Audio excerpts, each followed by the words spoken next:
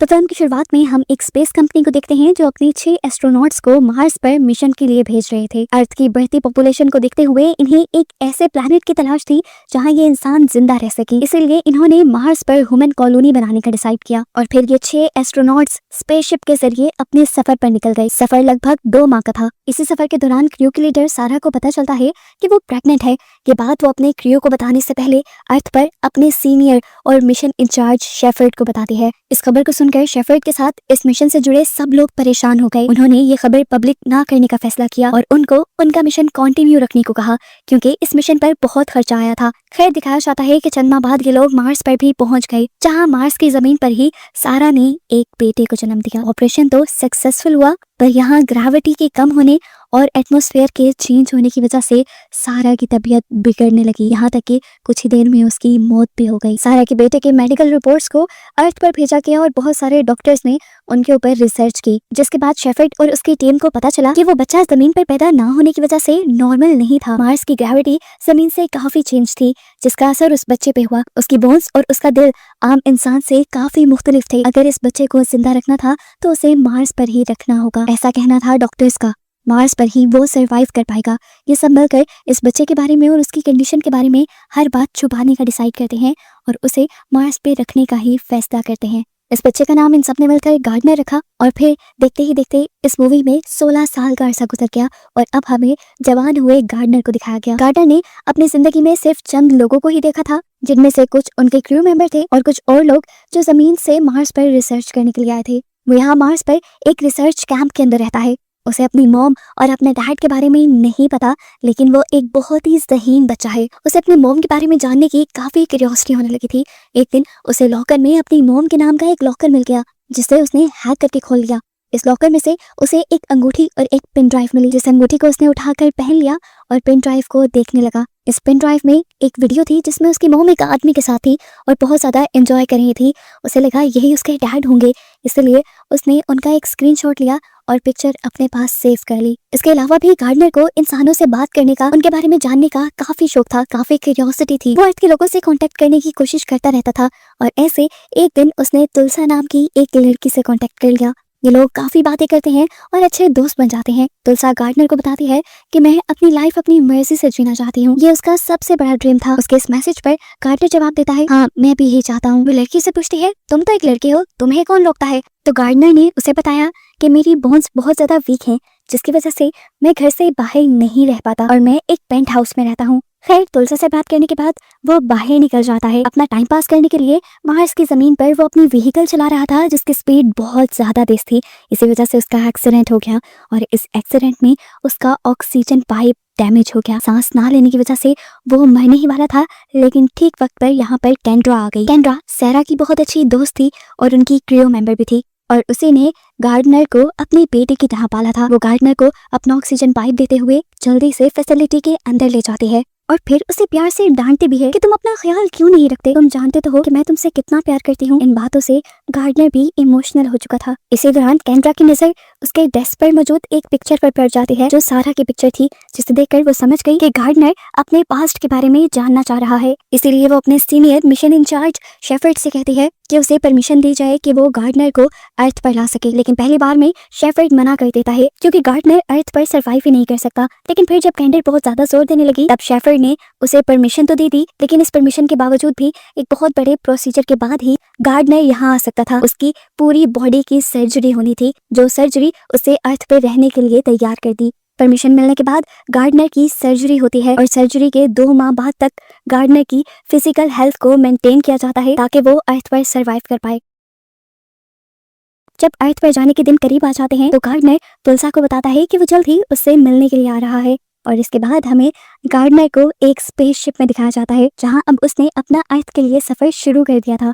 Kendra भी इस सफर में उसके साथ थी। जैसे ही वो अर्थ पर लैंड करता है, उसे एक फैसिलिटी में एडमिट कर दिया जाता है और यहाँ पर उसकी बॉडी के साथ कई ट्रीटमेंट शुरू कर दिए जाते हैं ताकि ये पता चला जा सके कि गार्डनर अर्थ पर अभी भी रहने के लायक हुआ है कि नहीं। और गार्डनर इस साइस्ट में फेल हो जाता है। जैसे ही साइंटिस्ट को ये पता चला कि वो यहाँ रहने के काबिल नहीं है, तो उसे दोबारा मार्स पर भेजने की तैयारी शुरू कर दी जाती है। और ये सच्चाई जैसे ही गार्डनर को पता चलती है तो वो फौरन इस फैसिलिटी से भागने का फैसला करता है, क्योंकि वो यहाँ अपने डैड को ढूंढने के लिए आया था उनसे मिले बगैर जाने का उसका कोई इरादा नहीं था। वो जैसे ही बाहर निकला तो उसकी खुशी का ठिकाना ही नहीं रहा। बिना ऑक्सीजन मास्क के वो यहाँ पर सांस ले सकता था, खुले आसमान के नीचे वो खुले आसमान को एंजॉय कर सकता था।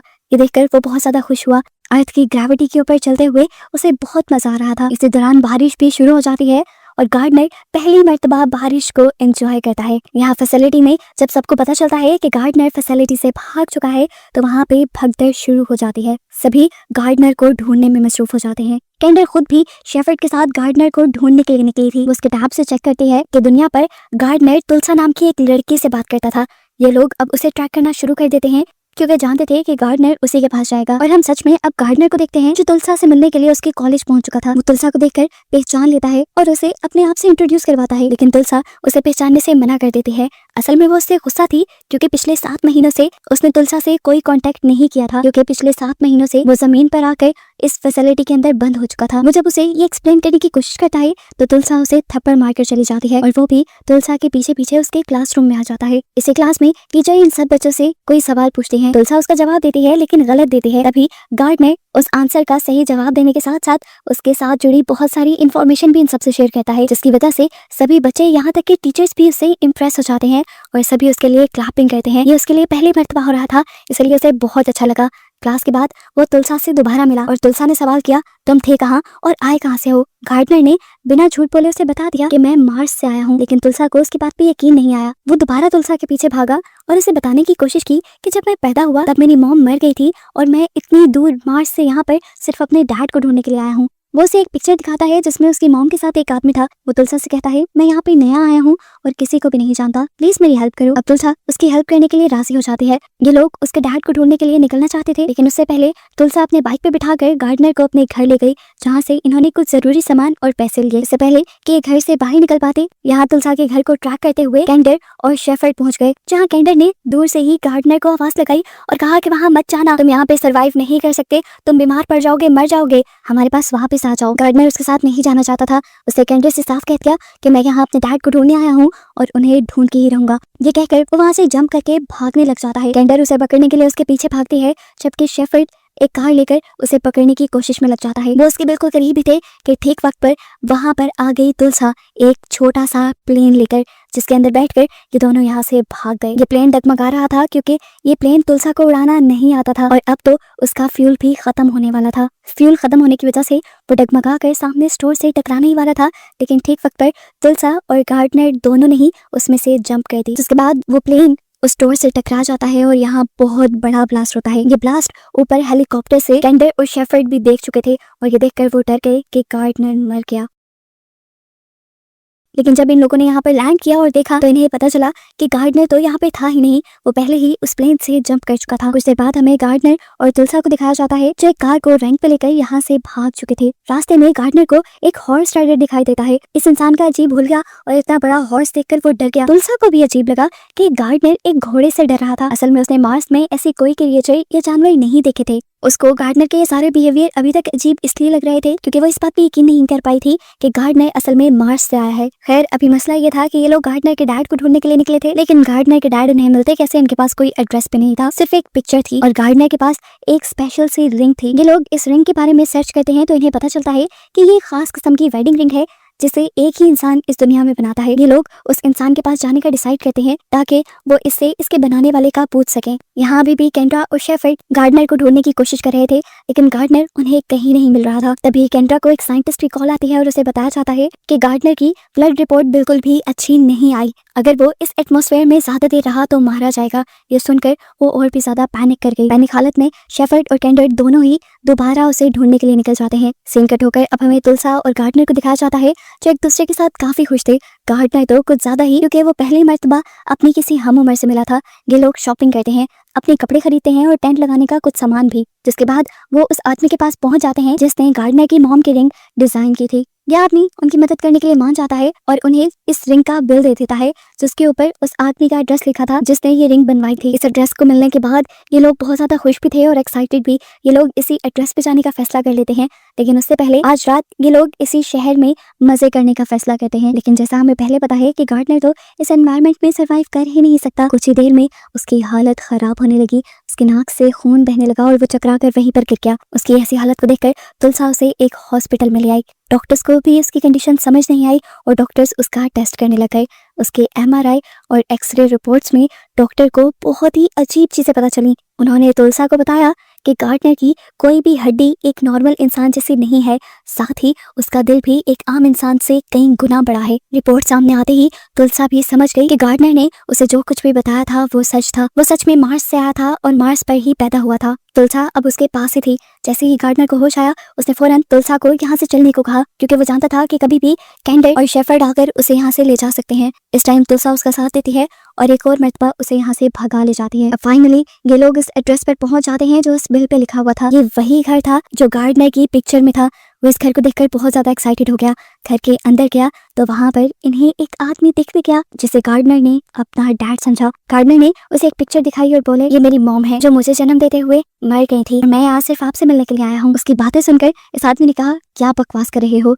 सैरा की डेथ एक एक्सीडेंट में हुई थी। जिस पर गार्डनर ने उसे कहा, नहीं वो सब झूठ था, सच्चाई सब लोगों से छुपाई गई है। उसकी ये बातें सुनकर इस आदमी को लगता है कि गार्डनर उसे बेवकूफ बना रहा है, इसीलिए वो पुलिस को कॉल करने लगता है। तो तुलसा गुस्से में उसका फोन पकड़कर काट देती है और इसे बताती है कि इस प्लेनेट पर वो सिर्फ तुमसे मिलने के लिए आया है। इस प्लेनेट पर वो किसी को नहीं जानता और तुम ही उसके साथ ऐसा कर रहे हो। वो आदमी भी अब गुस्से में तुलसा को बताता है, क्योंकि ये लड़का जो कुछ कह रहा है वो सच नहीं है। मैं इसका डैड नहीं हूँ, बल्कि मैं इसका अंकल हूँ। मैं सैरा का भाई हूँ। ये सुनकर तुलसा टूट गई। उसकी सारी मेहनत जैसे बिखर गई। उसे लगा कि ये बात सुनकर गार्डनर भी शॉक में आया होगा, लेकिन जैसे ही उसने पीछे मुड़कर देखा तो गार्डनर वहां नहीं था। वो उसे ढूंढने के लिए बाहर निकली तो गार्डनर पानी की लहरों में था। वो गार्डनर को बताती है कि गार्डनर, अंदर जिससे हम मिले हैं वो तुम्हारे डैड नहीं, तुम्हारे अंकल हैं। गार्डनर की आंखों में आंसू आ गए। वो कहता है कि मैं इस जगह पर अपनी मॉम की मौजूदगी को महसूस कर रहा हूँ।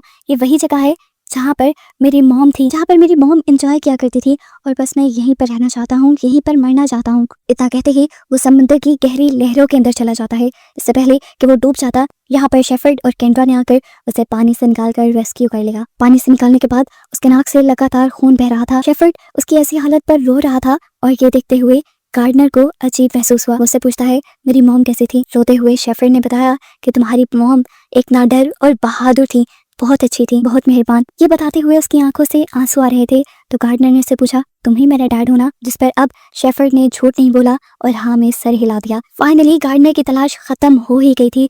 उसे अपने डैड मिल गए थे। वो बहुत खुश था। इन्हीं बातों के दौरान यहाँ पर एम्बुलेंस आ जाती है और गार्डनर को एम्बुलेंस में बिठाकर फैसिलिटी में लेकर जाया जाता है। उसकी हालत बिल्कुल भी ठीक नहीं हो पाती, तो ये लोग डिसाइड करते हैं कि वो उसे जमीन से दूर, ग्रेविटी से दूर ले जाएंगे ताकि उसकी हालत बेहतर हो। ये लोग अब एक प्लेन में बिठाकर गार्डनर को तेजी से उड़ाकर जमीन से दूर लेकर जाने लगते हैं, लेकिन उसके बावजूद भी गार्डनर की तबीयत ठीक नहीं होती। शेफर्ड बहुत ज्यादा परेशान हो जाता है और परेशानी में वो खुद ही प्लेन का कंट्रोल संभाल लेता है और फुल स्पीड में अर्थ के एटमॉस्फेयर से इस प्लेन को निकाल लेता है। प्लेन जैसे ही जीरो ग्रेविटी यानी स्पेस में पहुंचता है तो हम देखते हैं कि गार्डनर की हालत अब बेहतर होती जा रही थी।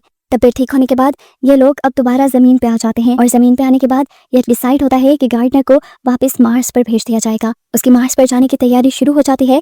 इस चीज का तुलसा को भी पता चलता है, लेकिन तुलसा गार्डनर को रोकती नहीं, क्योंकि वो जानती है कि गार्डनर वहीं पर ठीक रहेगा। फाइनली अब गार्डनर को मूवी के पोस्ट क्रेडिट सीन में मार्स पर दिखाया जाता है, जहाँ वो तुलसा से ऑनलाइन बिल्कुल वैसे ही बातें कर रहा था जैसे वो पहले किया करता था। और बस इन्हीं को दिखाते हुए ये कहानी यहाँ खत्म हो जाती है।